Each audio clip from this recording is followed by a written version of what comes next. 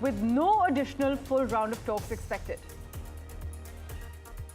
A Gurdwara in Canada's Vancouver has been vandalized with pro-Khalistan graffiti, with its leaders blaming a small group of separatists for the act as per reports. Thousands of protesters rallied in New York, Washington and cities across the United States in a second major wave of demonstrations against Donald Trump and his hardline policies. Beijing hosted a half marathon that included 21 humanoid robot runners, but only 6 managed to finish the race. And thousands of Christians gathered in Jerusalem for the centuries-old Holy Fire ceremony.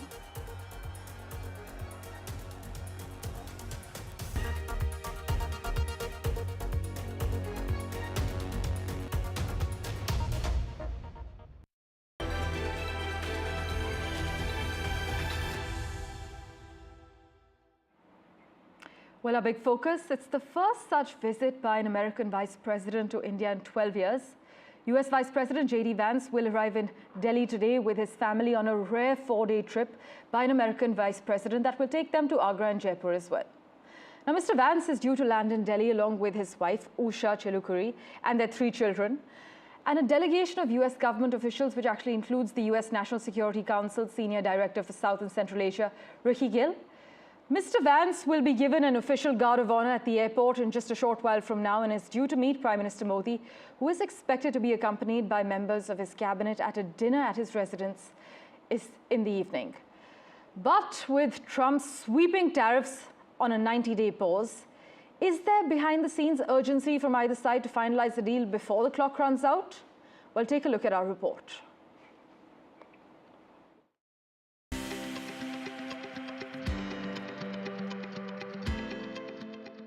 US Vice President JD Vance is making his first official visit to India. It's not just another handshake tour. This one's loaded with agenda. Trade, tariff, tech, and China, all in sharp focus. At the heart of the visit is a high-level push to lock in a bilateral trade deal. Both sides want to scale trade to $500 billion. That's more than double the current levels, with recent trade already touching $190 billion. India and the United States are bringing political muscle to make it happen. Vance will meet Prime Minister Narendra Modi in New Delhi with talks spanning tariffs, tech and regional security. It's also a personal homecoming of sorts. Vance's wife, Usha Vance, is the daughter of South Indian immigrants. She and their children will accompany him on visits to Jaipur and Agra, adding layers of identity and symbolism to a visit that's all about power and partnership. India is still gauging the effects of reciprocal tariffs of 26%, which have been paused for now. Now the United States wants bigger concessions, lower Indian duties on American goods, market access for agriculture and dairy, and tighter cooperation on deportations. For India, it's a tight balancing act. Farming employs nearly 45% of India's workforce. Any concession risks domestic backlash. India is offering tariff cuts, defense purchases, and tech collaboration. Prime Minister Modi even discussed deepening the US-India innovation ties in a recent call with Elon Musk. From the Quad alliance to joint military drills and tech investments, both countries are moving in sync to counter Beijing's growing influence in the Indo-Pacific. Apple and Google are expanding operations in India. Musk's Starlink has signed with top Indian telecoms to roll out satellite internet. India is ramping up defense purchases, including talks to buy 5th-generation stealth fighter jets. Now, JD Vance's visit could fast-track that pivot into a full-scale partnership. Ridhima Kedia's report for NDTV World. My colleague Gauri Dwivedi has been tracking the finer details for us. She joins us live at the moment for further clarity. Gauri, how is JD Vance positioning this visit? Is it a diplomatic reset, a preemptive negotiation, or a signal from a Trump-aligned White House? Any indication of concrete deliverables from this trip? I think it's a mix of all of it, Parmeshwar. The fact that this visit comes in so early in the Trump administration's tenure is probably not just symbolic, but indicative of the kind of importance that the Trump administration lays on the bilateral relationship with India. Remember, the Trump administration hasn't completed 100 days in office so far. Of course, there have been a lot of big ticket announcements that have ruffled feathers, but the fact that this visit is taking place so early in that tenure is also going to allow both sides to probably address some of the issues that have been of concerns, particularly here in New Delhi, trade being one.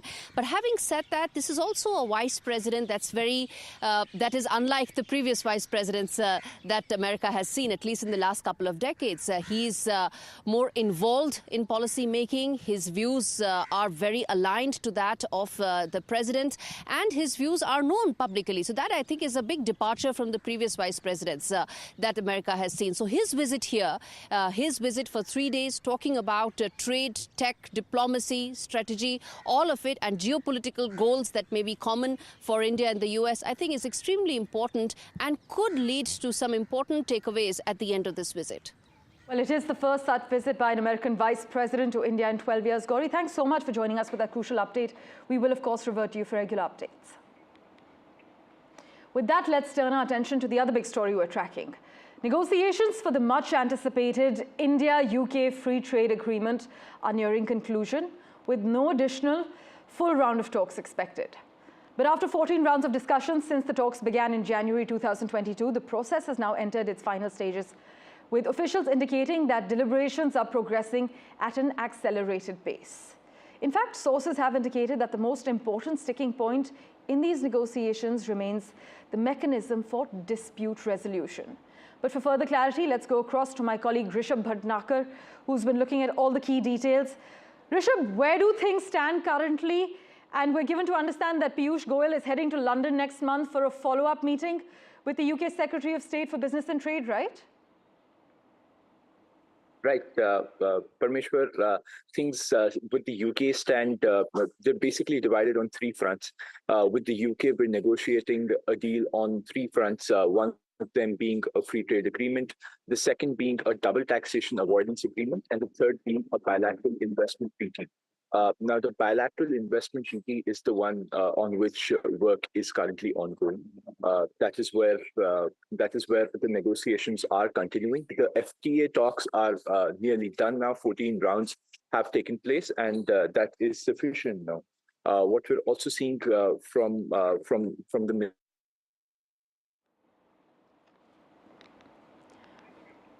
Right. While we will revert to Rishabh for regular updates, I must inform you that finally, negotiations for the much-anticipated India-UK free trade agreement are nearing conclusion, with no additional full round of talks expected, and with Piyush Goyal heading to London next month to finalize things further.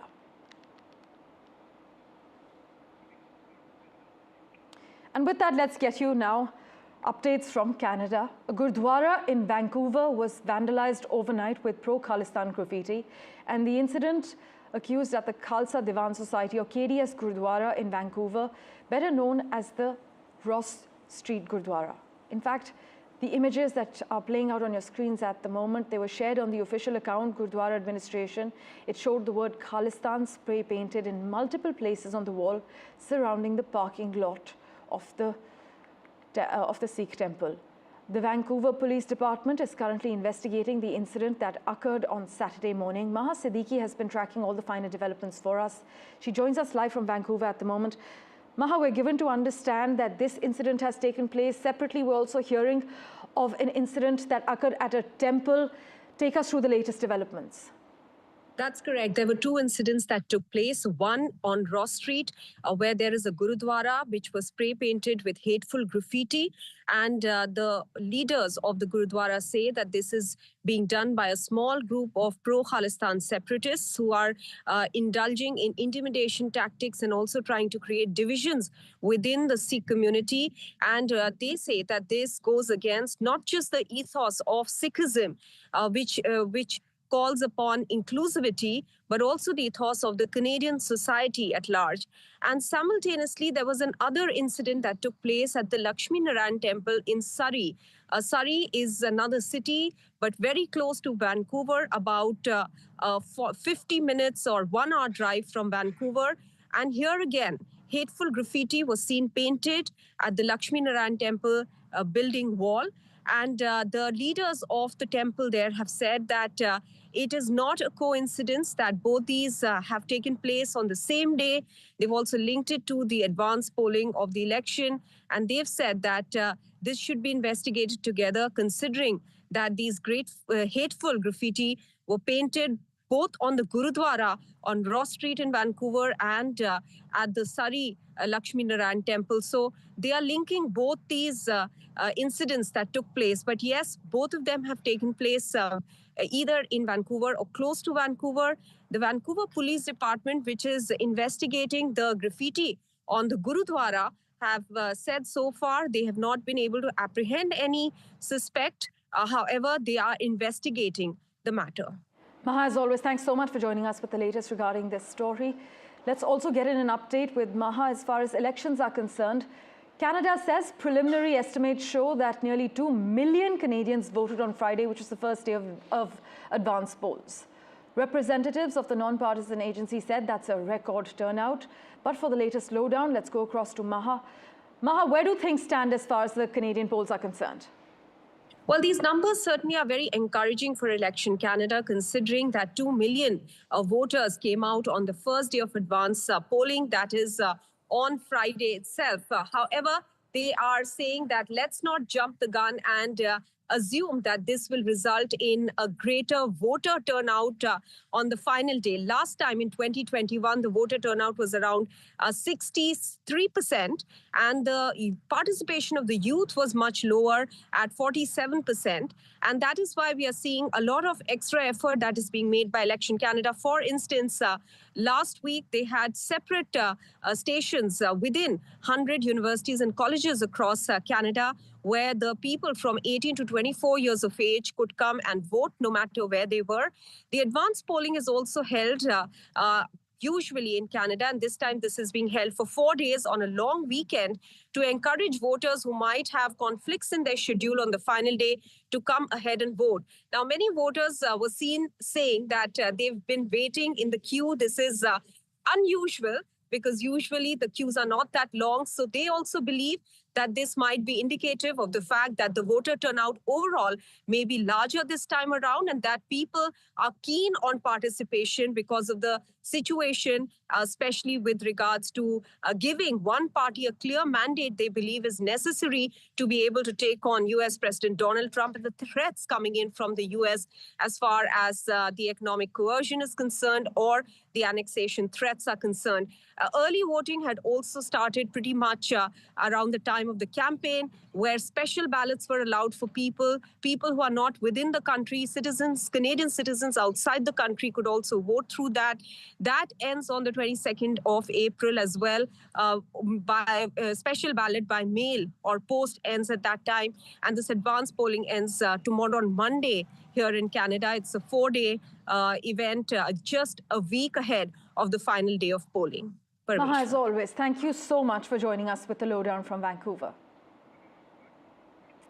Well, with that, let's turn our attention to the United States, where thousands of protesters rallied in New York, Washington, and other cities across the US for a second major round of demonstrations against Donald Trump and his hardline policies. Many, in fact, took aim at Trump's deportations of undocumented migrants. Protesters also voiced concern that Trump was threatening long-respected constitutional norms, including the right to due process. In fact, the chief organizer of these protests that took place over the weekend on Saturday, the group 5051, which is a number actually representing 50 protests in 50 states in one movement, they have said that some 400 demonstrations were planned across the US. For further clarity, joining us live from Washington, D.C. at the moment, Dr. Richard Benkin. Dr. Benkin, as always, thank you so much for your time. Now, political protests, as we are seeing, are becoming way more common in the United States. What would you say regarding the scale of these 50-51 protests? Are they unprecedented? Yeah. Well, first of all, thank you for having me on here. It's always a pleasure to be here. And yes, I think they are pretty much incidental. Before the protests, the organizers predicted millions would turn out. And as you just characterized it correctly, by the way, and as the BBC has, turned out to be thousands. Not only that, but these protesters turned out in areas that, if you look at the previous election totals, were virulently anti-Trump in their votes. And the people that turned out basically are the kind of people that wouldn't vote for Donald Trump under any circumstances. So it's hard to really give these protests anything, assign any significance to them. I think the other problem we have is that for a lot of the people who oppose President Trump, they really don't know how to respond to the fact that a majority of voters last November voted him into office, and the issues that you've mentioned, especially, for instance, deporting illegal aliens from the United States, are immensely popular with the American citizens. As far as, is something done correctly or incorrectly, legally, illegally, in compliance with the Constitution or not, these things are so far from being adjudicated in what we have as a triple-tier legal system for federal litigation, that right now it's only a charge being made by people who don't like what President Trump is doing. Well, those same people argue that this is a very perilous time in America for liberty. But as always, Dr. Benkian, thank you so much for making time for us and joining us on NDTV. Right. Slipping into a very quick break for now. Back in a moment with much more. Do stay tuned.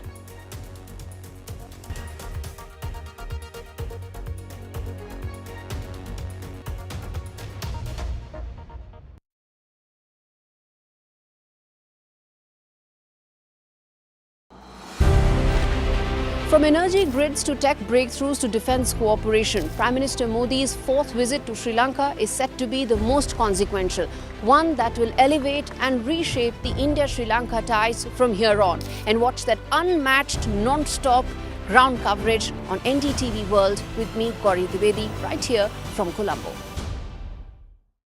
In today's interconnected world, India's voice is more crucial than ever. When India speaks, the world listens. At NDTV World, we are that voice, bringing you intelligent and insightful news from India and beyond. From geopolitics and diplomacy to economic shifts, migrations, tech disruptions, and the stories of our diaspora. We cover the news that shapes our global future. NDTV World, your new home for global news, is here. From interesting tech startups to industry-leading companies, politics, sports, culture, curry, cricket. Oh, there's so much to talk about. Like me, if you too thrive on interesting conversations, this is a show you cannot miss. Watch this space to know more about all matters and all people that make Britain what it is today. Out of Britain, with me, Radhika Iyer.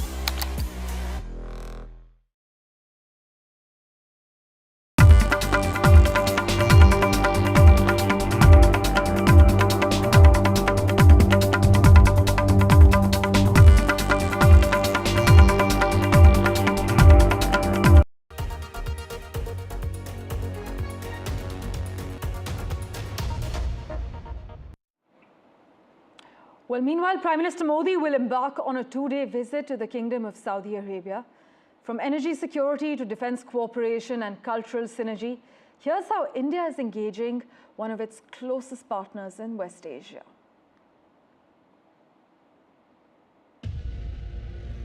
Prime Minister Modi will embark on a two-day visit to Saudi Arabia from April 22 to 23. His first trip to the kingdom after 6 years amid a tumultuous period for the global economy.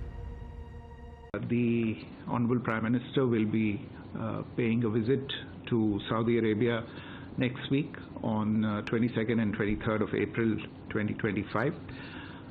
This is a visit at the invitation of His Royal Highness Prince Mohammed bin Salman, Crown Prince and Prime Minister of the Kingdom of Saudi Arabia. The upcoming visit will be Prime Minister's third visit in this capacity to Saudi Arabia. The visit comes amid deepening strategic engagement between New Delhi and Riyadh, especially following the launch of the India-Saudi Strategic Partnership Council in 2023 during the Crown Prince's state visit to India for the G20 summit. Saudi Arabia is India's fifth largest trade partner. India is Saudi Arabia's second largest trade partner. During financial year 2023-24, India's imports from Saudi Arabia reached $31.42 billion, and exports to Saudi Arabia were worth $11.56 billion. Major commodities of export from India to Saudi Arabia include engineering goods, rice, petroleum products, chemicals, textiles, food products, ceramic tiles. Whereas major commodities of import for India from Saudi Arabia are crude oil, LPG, fertilizers, chemicals, plastic and products thereof.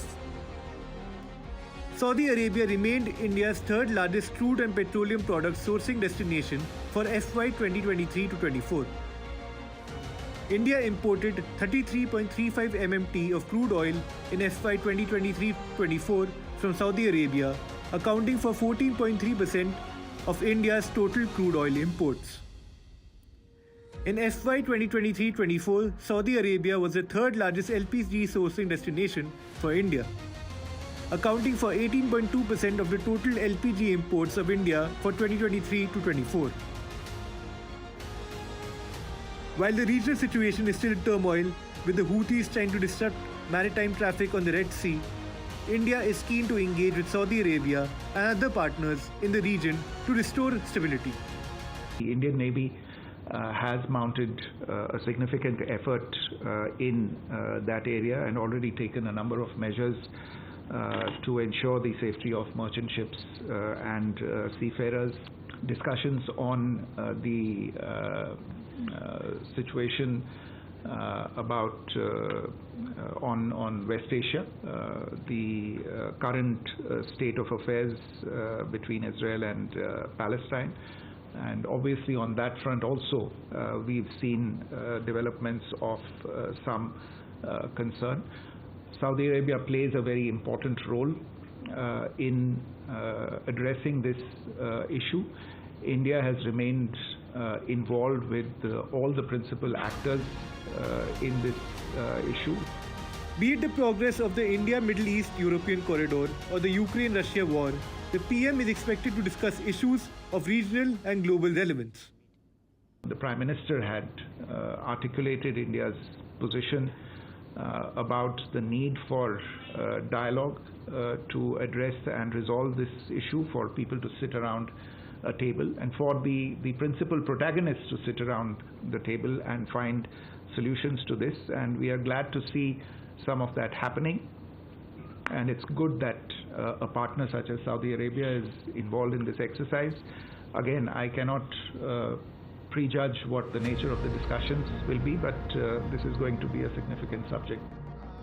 From hard diplomacy to heartfelt cultural ties, the India-Saudi Arabia relationship today reflects a multi-dimensional partnership. PM Modi's visit is expected to set the course for the next chapter in this strategic alliance. With Mohammad Ghazali, Bureau Report, NDTV.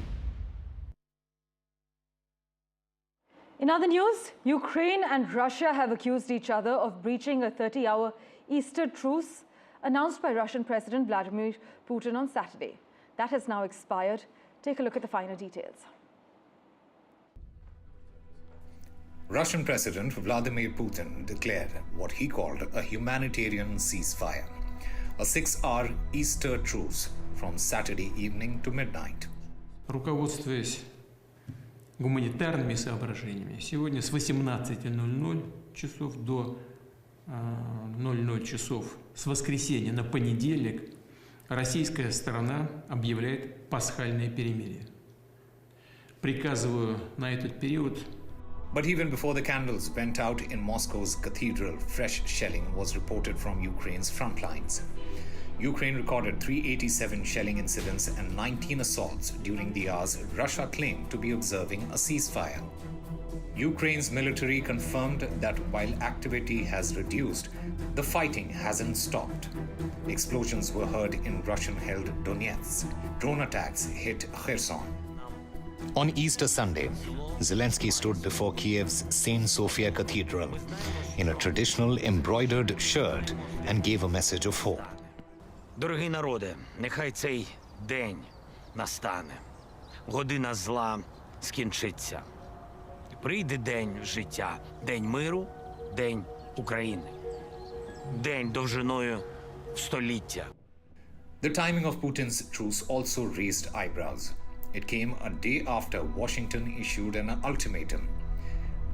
Show progress in peace talks or the United States moves on. It also followed Russian claims of gains in Ukraine's incursion into Russia's Kursk region. Ukraine's foreign minister called the truce a headline grab, adding that real trust needs 30 days of silence, not just 6 hours of showmanship. While fighting raged, a rare moment of diplomacy, Ukraine and Russia completed one of the biggest prisoner swaps of the war. Over 500 soldiers exchanged, including wounded troops on both sides with help from the UAE. But real peace still seems distant. But for now, what Russia calls a ceasefire, Ukraine calls camouflage. And peace still feels like a promise too fragile to trust. Rhythm Arcadia's report for NDTV World. Thank you so much for investing your time in watching this edition of The World 24/7. As always, we'll continue to track the latest for you. Do stay tuned.